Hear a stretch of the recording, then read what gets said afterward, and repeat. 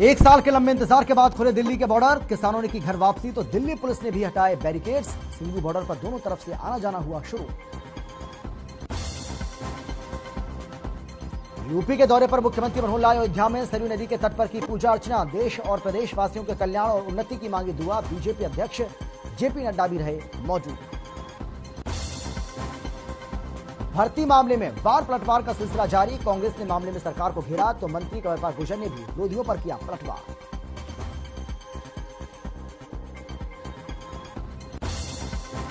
खेल मंत्री संदीप सिंह ने खिलाड़ियों से की अपील। कहा, अवैध खेल फेडरेशन और एसोसिएशन ने से बनाई दूरी। प्रदेश में जनवरी में खोली जाएंगी 1100 खेल नर्सरी। प्रदेश में बदमाशों के हौसले बुलंद। पलवल में सीएनजी पंप पर युवक की लाठी डंडों से पिटाई। पानीपत में रंजिश के चलते कंप्यूटर संचालक की गोली मारकर हत्या। और फरीदाबाद में पार्किंग को लेकर युवक पर किया हमला। गुरुग्राम में अतिक्रमण हटाने के नाम पर गुंडागर्दी। पुलिस ने की बच्चों और महिलाओं की पिटाई। कैमरे में कैद हुई खाकी की करतूत। पीड़ितों ने बताया बिना किसी चेतावनी की कार्रवाई की। और गुरुग्राम नगर निगम में करोड़ों का घोटाला। मलबा निस्तारण के लिए कंपनी को दिए गए 45 करोड़ शहर में लगे हैं मलबे के ढेर। बिना काम के ही हो गया भुगतान।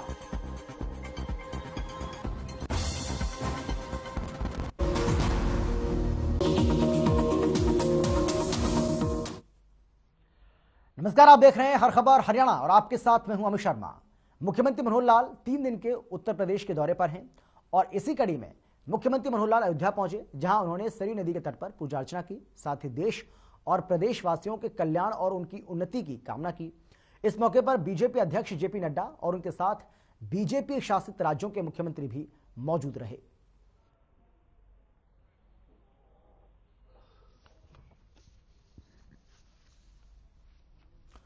तो मुख्यमंत्री मनोहर लाल अपने 3 दिन के यूपी के दौरे पर हैं, जहां अयोध्या में सरयू नदी के तट पर पूजा अर्चना उन्होंने की और देश प्रदेशवासियों के कल्याण उनकी उन्नति की दुआएं मांगी हैं। उनके साथ बीजेपी के राष्ट्रीय अध्यक्ष जेपी नड्डा भी मौजूद रहे। ये तस्वीरें उस वक्त की ही आपको हम दिखा रहे हैं जब मुख्यमंत्री मनोहर लाल यहां पूजा अर्चना कर रहे थे। उस वक्त की ये तस्वीरें आपके सामने।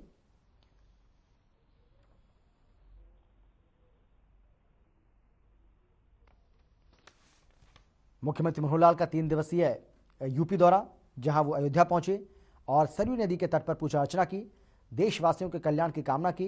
आपको हम बता दें कि 12 राज्यों के सीएम भी इस दौरान मौजूद रहे हैं और बीजेपी के राष्ट्रीय अध्यक्ष जेपी नड्डा भी यहां मौजूद रहे। किसानों की ओर से आंदोलन के खत्म होने के बाद अब धीरे धीरे बॉर्डर भी खुलने लगे हैं। सिंगू बॉर्डर से भी किसानों ने घर वापसी शुरू कर दी है, तो वहीं दिल्ली पुलिस ने भी बैरिकेडिंग को हटाना शुरू कर दिया है। कुंडली सिंगू बॉर्डर से किसानों की घर वापसी हो चुकी है। नेशनल हाईवे 44 से बुधवार को आवागमन शुरू हो गया।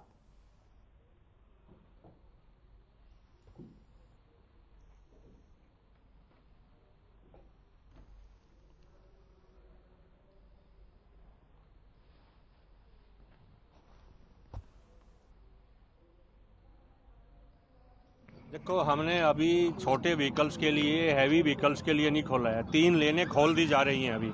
अभी हम दिल्ली बॉर्डर पे खड़े हैं और आम पब्लिक से, जनता से, कम्यूटर से, डेली पैसेंजर से हम अपील करना चाहेंगे, अपने व्हीकल्स की स्पीड्स और पेस लो रखें, जिससे ट्रैफिक कोई प्रॉब्लम ना आए, कंजेशन ना हो, जिससे पुलिस एडमिनिस्ट्रेशन को, ट्रैफिक पुलिस को और दिक्कत आए और आम जनता को आगे सुविधा हो। हमारी आम जनता से अपील है कि धीरे धीरे सारी चीज़ स्मूथन हो जाएंगी। ये रिपेयर का काम अभी भी थोड़ा थोड़ा साइड बम्प्स पे चल रहा है, तो स्पीड को स्लो रखें, आराम से निकलें। अभी हमने खोल दिया।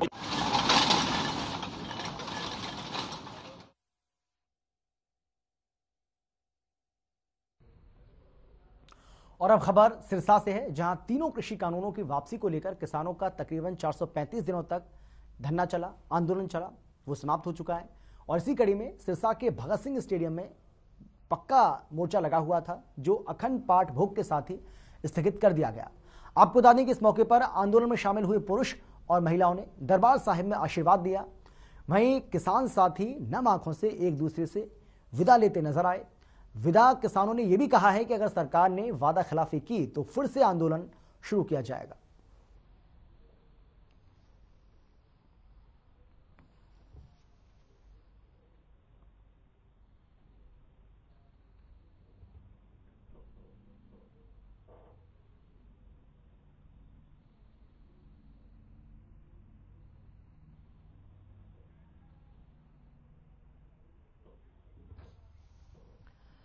चलिए आगे बढ़ते हैं। किसान आंदोलन के चलते बंद रहने वाले सिरसा टोल प्लाजा बुधवार शाम से फिर से शुरू हो चुका है।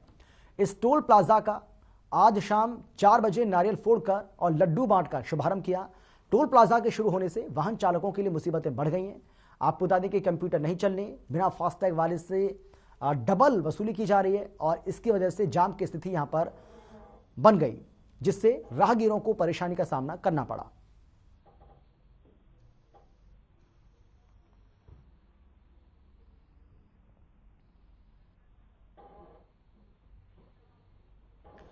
चंडीगढ़ में कांग्रेस नेता रणदीप सुरजेवाला और कांग्रेस की प्रदेश अध्यक्ष कुमारी सैलजा ने प्रेस कॉन्फ्रेंस की।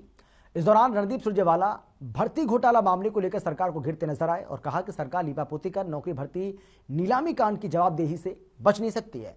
साथ ही कहा कि कांग्रेस की सरकार आते ही अटैची कांड की जांच होगी, नौकरी बेचने वाले दलालों को सजा दी जाएगी। कुमारी सैलजा ने कहा कि गठबंधन सरकार में घोटाले सामने आ रहे हैं, युवाओं की मेहनत से खिलवाड़ किया जा रहा है।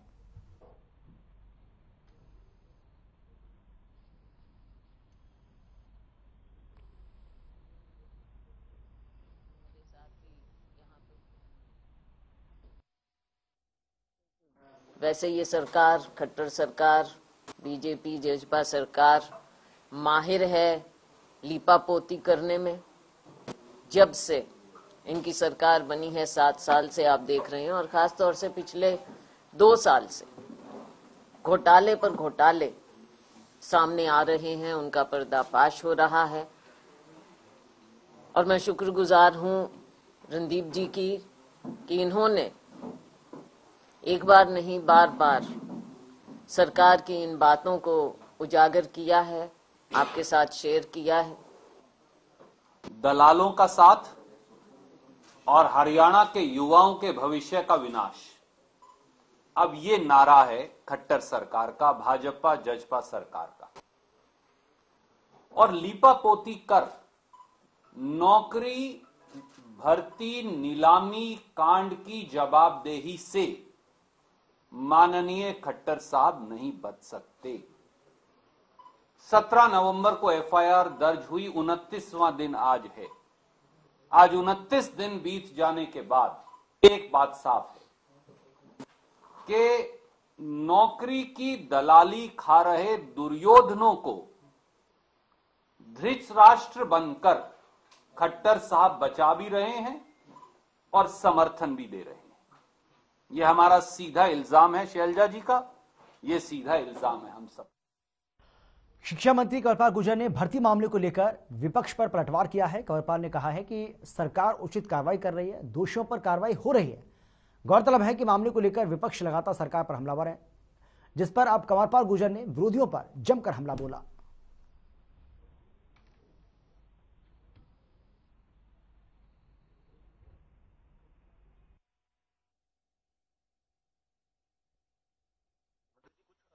कि अगर कुछ लोगों को लगता है कि उनके पेड़ की गणना नहीं हुई है, तो वो हमारे जो जिला फॉरेस्ट अधिकारी है डीएफओ, उसके ऑफिस में अपनी एप्लीकेशन दे सकते हैं। निश्चित तौर से उसकी हम जांच कर लेंगे और जो भी पेड़ इस प्रकार के पाए गए हैं तो उनको हम सभी को पेंशन देंगे।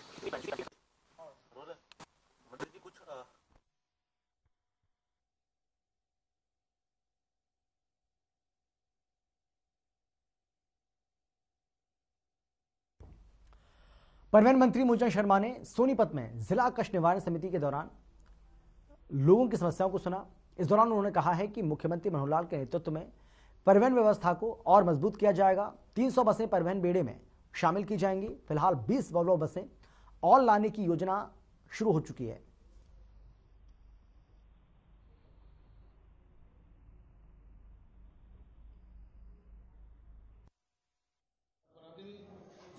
और सबसे बड़ी परेशानी रोडवेज की बसों की परेशानी और रोड पे चलने वाले लोगों की सबसे बड़ी परेशानी। अगर हमें दिल्ली जाना पड़ता तो हमें 80 किलोमीटर घूम के जाना पड़ता था, तब हम दिल्ली में एंट्री होते थे। तो सबसे बड़ी अब ये कि आने वाले समय में 809 बस हमारी नई बस आ रही है, 350 हम नई बस इस बेड़े में मार्च तक शामिल करेंगे और आने वाले समय 22 में बाकी बस हम आने वाले समय पूरी करेंगे। प्रदेश के मुख्यमंत्री मनोहर लाल के नेतृत्व में हरियाणा रोडवेज के बेड़े में हम बसों की कोई कमी नहीं छोड़ेंगे। अभी हम 20 वॉल्वो और लाने वाले हैं कि कोविड के कारण, किसान आंदोलन के कारण हम नहीं खरीद पाए थे, आने वाले समय में ये सब ठीक होने के बाद 20 और लाएंगे कि प्रदेश के लोगों को लाभ मिले। जो दूध है, शिमला है, चंडीगढ़ है, हिसार है, जयपुर जाने वाली है, आगरा है, इस तरह के लॉन्ग रूट। बीजेपी प्रदेश अध्यक्ष ओपी धनखड़ ने अनुसंधान केंद्र का निरीक्षण करते हुए कहा है कि आज का समय हरियाणा की गौशालाओं में नस्ल सुधार पर विशेष ध्यान देने की जरूरत है और इसके साथ साथ गौशालाओं में भी गौ उत्पाद बनाने पर भी विशेष बल दिया जाना चाहिए ताकि प्रदेश की गौशाला आत्मनिर्भर बन सके। उन्होंने श्री कामधेनु गौशाला सेवा सदन में हरियाणा गौ सेवा आयोग के सहयोग से अपनाई गई भ्रूण प्रत्यारोपण तकनीक की जमकर तारीफ की है और कहा कि प्रदेश में गौ संवर्धन कामों पर ध्यान दिया जा रहा है। हम भारतीय नस्ल का संरक्षण कर सकते हैं।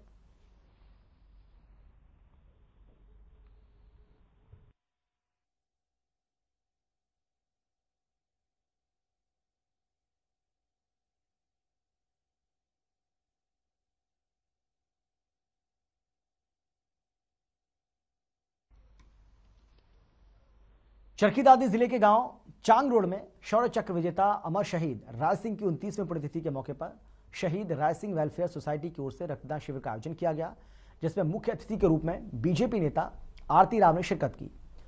आरती बीजेपी कार्यकारिणी सदस्य और सांसद राव निजीत सिंह की बेटी हैं। कार्यक्रम में पहुंचने पर समिति के सदस्यों और ग्रामीणों ने आरती राव का फूलमालाओं से स्वागत किया। अपने संबोधन में आरती राव ने कहा कि हमारे देश के वीर शहीदों ने देश की रक्षा के लिए अपने प्राणों की आहुति दी, जिसका बदला हम कभी भी नहीं चुका सकते। एक बार मंच पर आ जाए और बहन जी को बड़े भाई सरजीत सिंह ठेकेदार जोरदार तालियां उनके लिए और समय समय पर और मेरा निवेदन है करके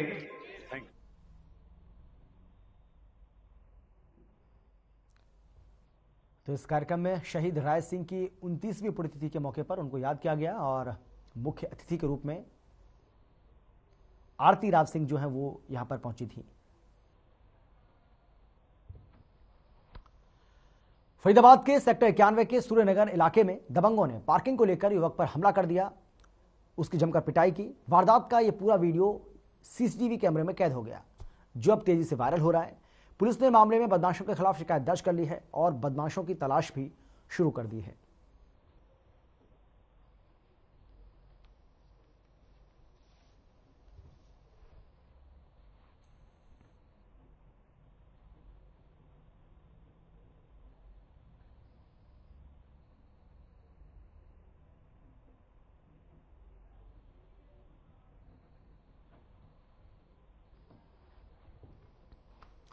और चलिए बात करते हैं साइबर सिटी गुरुग्राम की, जहां नगर निगम में घोटाले का मामला सामने आया है। आपको बता दें कि गुरुग्राम शहर के निर्माण कार्य से निकलने वाले मलबे से मुक्त करने के लिए गुरुग्राम नगर निगम की ओर से एक कंपनी को ठेका दिया गया था, जिसके तहत बसई में मलबा निस्तारण प्लांट की स्थापना भी की गई। इन सब के बावजूद पूरे शहर में जगह जगह मलबे के ढेर देखे जा सकते हैं। एक रिपोर्ट आपको हम दिखाते हैं, देखिए। गुरुग्राम नगर निगम में हुए एक और घोटाले ने एक बार फिर निगम प्रशासन को सवालों के घेरे में खड़ा कर दिया है। नगर निगम के C&D वेस्ट के नाम पर वर्ष 2019-20 में करीब 45 करोड़ रुपए से ज्यादा का घोटाला किया गया। इस संबंध में शहरी स्थानीय निकाय निदेशालय में भी कई शिकायतें पहुंच चुकी हैं। गुरुग्राम शहर में जगह जगह C&D मलबे के ढेर लगे हुए हैं। इसके बावजूद बिना काम किए ही निजी एजेंसी प्रगति को करीब 45 करोड़ रुपए से ज्यादा का भुगतान किया जा चुका है। निगम को चारों तरफ से लूटा जा रहा है। इस गुड़गांव की जनता का जो खून पसीने की कमाई का पैसा, टैक्स का पैसा है, उसको दोनों हाथों से लुटाया जा रहा है। इस बात के बारे में हम सभी पार्षद पहले से ही कहते आ रहे थे। हमारा साथी एक चला भी गया हमारे बीच में से, जिन्होंने ये उठाया भी था राठी जी ने कि भी एक न एक दिन तुम्हारा हाल ये हो जाएगा गुड़गांव का जो फरीदाबाद का हाल हो रहा है। गुड़गांव के हाल फरीदाबाद का होने वाला है, इसमें कोई शक नहीं है, जिस तरीके से ये पैसे को, सरकारी पैसे को लुटाने लग गए। नगर निगम आयुक्त मुकेश कुमार आहूजा ने अब इस संबंध में जांच के आदेश देते हुए एक जांच कमेटी गठित की है। यह जांच कमेटी प्रगति एजेंसी को अलॉट किए गए कार्य की सरकार से मंजूरी ली गई थी या नहीं, इसकी जांच करेगी। इसके साथ ही पिछले लगभग 2.5 से 3 साल में किए गए भुगतान और कार्यों की जांच करके 10 दिन में अपनी रिपोर्ट तैयार करेगी। जांच कमेटी में संयुक्त आयुक्त सतीश यादव, मुख्य अभियंता और मुख्य लेखाधिकारी शामिल हैं। पार्षद ने भी सदन की बैठक में CND वेस्ट घोटाले का मुद्दा उठाया। देखिए, CND वेस्ट का घोटाला सबसे बड़ा घोटाला है और इसके बारे में आपके माध्यम से पहले भी शुरू से ही मैं सदन की मीटिंग में उठाता आया हूँ और वो घोटाले साबित भी हुए। HCS अधिकारी की उसके अंदर ड्यूटी लगाई गई, उसके अंदर उन्होंने साबित कर दिया कि वास्तव में ही कि जो पर ये अपना CND वेस्ट करने वाली जो कंपनी को दिया गया था वो गलत है। उन्होंने सबलेट करा के आगे और पैसा, कॉरपोरेशन का पैसा खाया गया। क्या होता है CND वेस्ट? CND वेस्ट इमारतों के निर्माण या उनको तोड़ने के दौरान निकलने वाले मलबे को कहते हैं। शहर में हर कहीं मलबा फेंकने और इससे प्रदूषण फैलने पर सख्ती बरतते हुए नेशनल ग्रीन ट्रिब्यूनल यानी कि NGT ने CND वेस्ट प्लांट लगाने के आदेश दिए थे। बसई में ये प्लांट लगा हुआ है, लेकिन यहाँ पर मलबे का निस्तारण नहीं हो रहा है। शहर में CND वेस्ट को उठाकर सेक्टर 10, 37, 52, 55, 56 सहित कई जगहों पर ढेर लगा दिया गया है। बसई में मलबे का निपटान नहीं होने से 5 एकड़ जमीन पर मलबे का ढेर लगा है। ऐसा ही हाल उल्लासवास में भी है। सेक्टर 10 के नजदीक ऑटो मार्केट के मैदान में खड़ी 7.5 करोड़ की 2 CND वेस्ट मोबाइल यूनिट को जंग लगने लगा है। इन मशीनों को नगर निगम ने 1 वर्ष पहले खरीदा था, लेकिन एक बार भी मशीनों को चालू नहीं किया जा सका है। ऑटो मार्केट की जमीन पर भी मलबे का ढेर लगा हुआ है। गुरुग्राम से प्रवीण शर्मा की रिपोर्ट।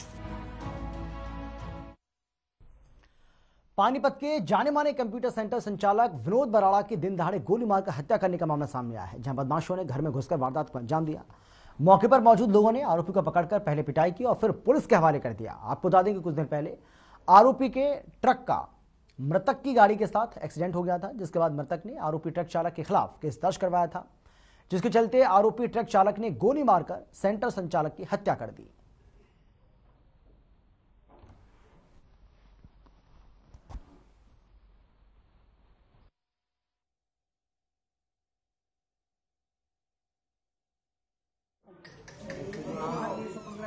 हमें कंट्रोल से सूचना प्राप्त हुई थी कि सिटी इलाके में बस स्टैंड के पीछे एक व्यक्ति पर किसी अनजान व्यक्ति ने गोलियां चला दी हैं। तो पुलिस तुरंत मौके पर पहुंची है और भीड़ ने हमें जिस व्यक्ति ने गोलियां चलाई तो उसको पुलिस के हवाले कर दिया है, प्लस जिसको गोलियां लगी थी वो अभी हॉस्पिटल में एडमिट है।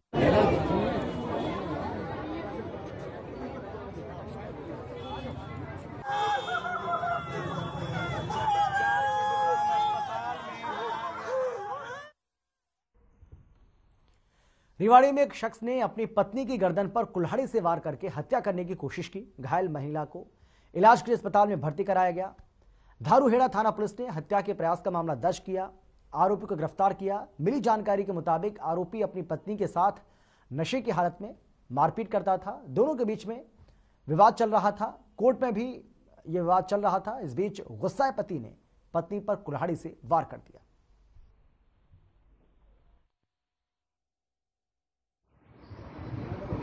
पिंकी नाम की महिला जो कि राजपुरा गांव की निवासी है और धारूहेड़ा में जिसका ब्यूटी पार्लर की शॉप है, तो उसका अपने पति से कोई मनमुटाव चला हुआ है पीछे से, तो वो उससे अलग ही रहती है। तो उसके पति ने उसकी शॉप पे जाके कुल्हाड़ी से जान से मारने की नीयत से और उसकी गर्दन पे वार किया था। तो आरोपी वहाँ से पीड़ित महिला को चोट मार के और वहाँ से भाग निकला था। जो महिला को हॉस्पिटल में सूचना मिलते ही दाखिल कराया गया। जो डॉक्टर साहब ने उसको डेंजरस टू लाइफ बताया है, तो जिस पर 307 सेक्शन के अंडर FIR दर्ज करके और आरोपी को भी नाइट में ही गिरफ्तार किया गया।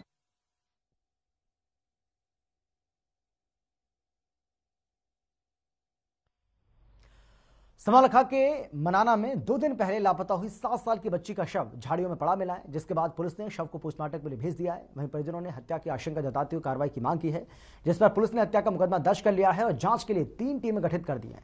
साथ ही आरोपियों पर 50,000 रुपए का इनाम भी घोषित कर दिया है। वहीं जोगी समाज के लोगों ने चेतावनी दी है कि जब तक हत्यारे पकड़े नहीं जाते तब तक अंतिम संस्कार नहीं करेंगे।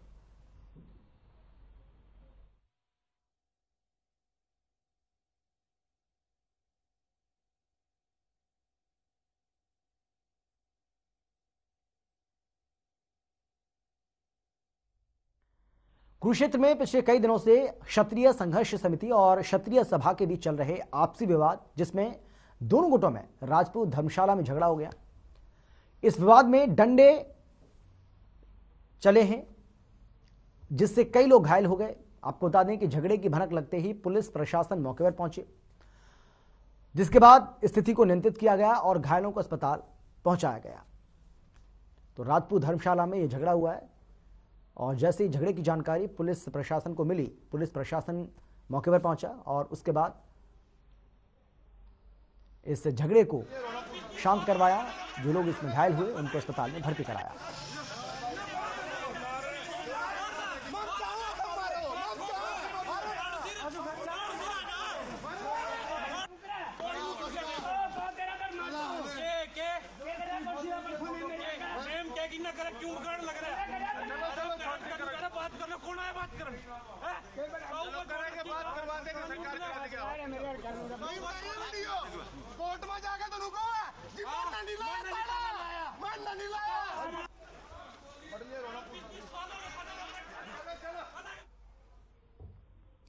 और चलिए बात कर लेते हैं कैथल की, जहां एंटी थेफ्ट स्टाफ ने पुलिस चोर गिरोह के सदस्यों को गिरफ्तार कर लिया है।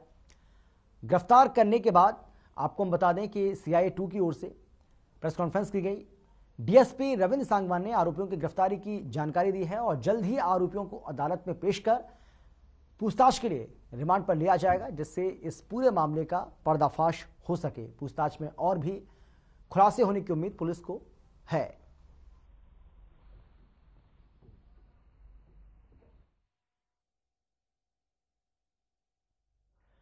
फरीदाबाद में क्राइम ब्रांच 85 की टीम ने दिल्ली के नामी गैंगस्टर बॉबी के 2 गुर्गों सहित 4 आरोपियों को गिरफ्तार किया है। पुलिस प्रवक्ता सुबेर सिंह ने जानकारी दी है और बताया कि गिरफ्तार किए गए आरोपियों का नाम सोनू उर्फ भोपा, रोहित, अमरेश, बबलू उर्फ गुड्डू हैं।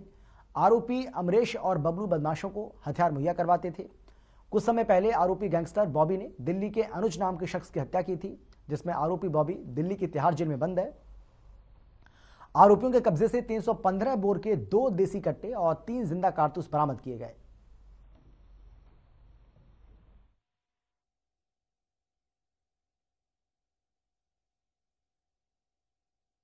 ये क्राइम ब्रांच 85 जो प्रभारी है सुबेर, उन्होंने 4 आरोपियों को काबू किया है, जिसमें से 2 आरोपी सोनू उर्फ भोपा, ये करनेरा गांव का रहने वाला फरीदाबाद का, तो दूसरा आरोपी है रोहित, ये गाजियाबाद का रहने वाला है। इन 2 आरोपियों को थाना पल्ला एरिया से परसों गिरफ्तार किया था और इनके खिलाफ मुकदमा दर्ज किया गया। इनके पास अवैध हथियार मिले थे। पूछताछ पर पता लगा कि ये गैंगस्टर बॉबी है जो दिल्ली का है और तिहाड़ जेल में बंद है, उसके गुर्गे हैं।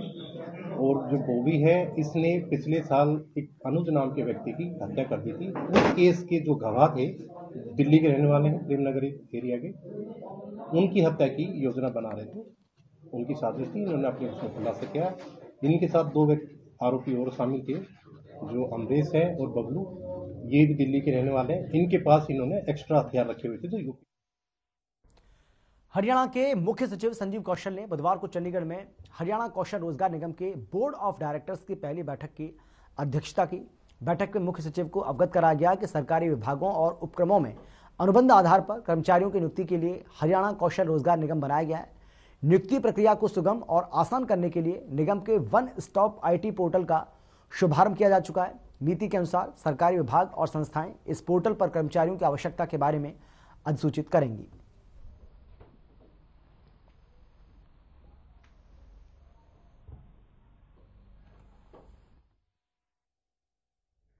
अंबाला नगर परिषद एक्शन मोड में नजर आ रहा है। दूसरे दिन नगर परिषद की टीम ने बाजारों से अतिक्रमण हटाया। हिल रोड पर रेडी फड़ी और दुकानदारों ने जो बाहर सामान रखा हुआ था उसको हटवाया।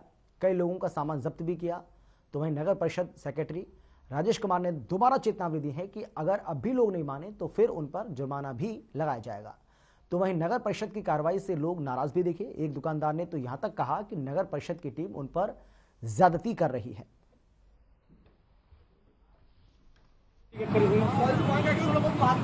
आज तो हम इनको अभी भी सामान उठा रहे हैं, इनको कहा कर रहे हैं कि अपना लिमिट में हो जाइए, और यहाँ रेडी फड़ी यहाँ से बंद कर दी गई है। गांधी ग्राउंड और दीना की मंडी में लगाने के लिए बोला गया है, उसमें तो इनको अगर कमी पे साफ सफाई, लाइट व्यवस्था, पानी व्यवस्था, हर चीज करवा दी गई है। सड़कें ओपन हो चुकी हैं। इस हिल रोड पे रेडी लगनी है। कल जब से भी हफ्ते बंद कर दी गई है। दुकानदारों ने जो अपना सामान रखा है वो अपनी हद में रखें, थड़े से ऊपर रखें, और अगर जिसका बाहर पाया जाएगा उसका सामान जब्त किया जाएगा। अगर फिर भी नहीं मानते तो कल से इनका जुर्माना। सिरसा लोक सचिवालय के बाहर आप कार्यकर्ताओं ने प्रोटेस्ट किया। आपके जिला अध्यक्ष वीरेंद्र कुमार के नेतृत्व में सीएम विंडो के खिलाफ विरोध प्रदर्शन किया गया। जिला अध्यक्ष वीरेंद्र कुमार ने बताया है कि सीएम विंडो की शुरुआत अफसरशाही पर नकेल कसने के लिए की गई थी, लेकिन अधिकारी ही सालों तक शिकायतों को लटका देते हैं।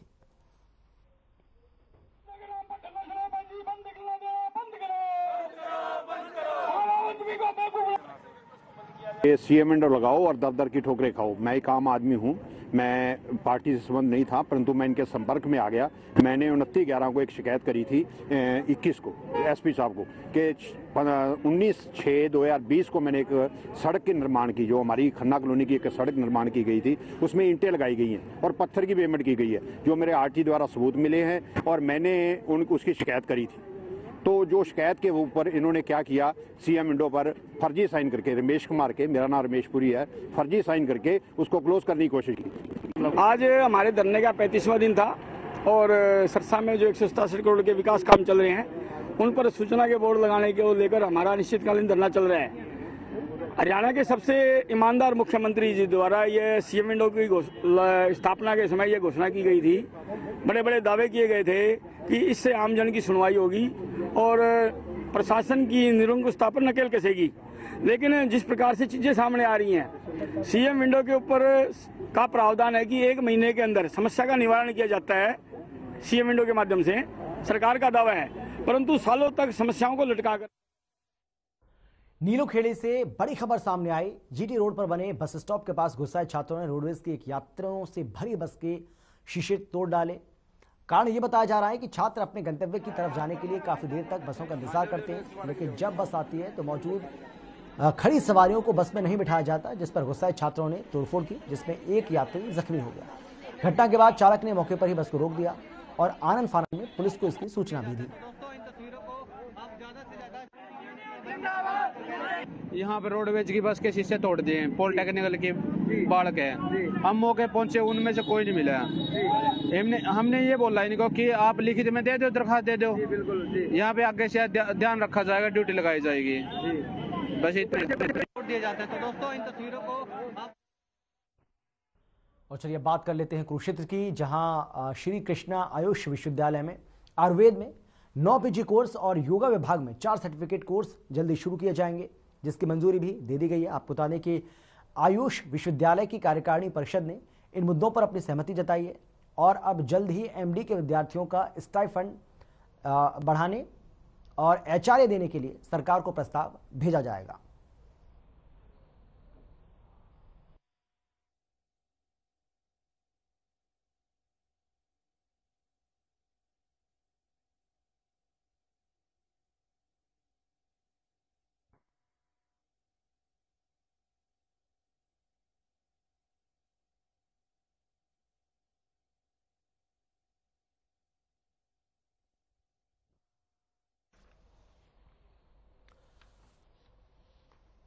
तो 31 एजेंडों पर इसमें मुहर लगी है, जिसमें योग को लेकर भी फैसला लिया गया। योग में शुरू होंगे 4 और नए कोर्स।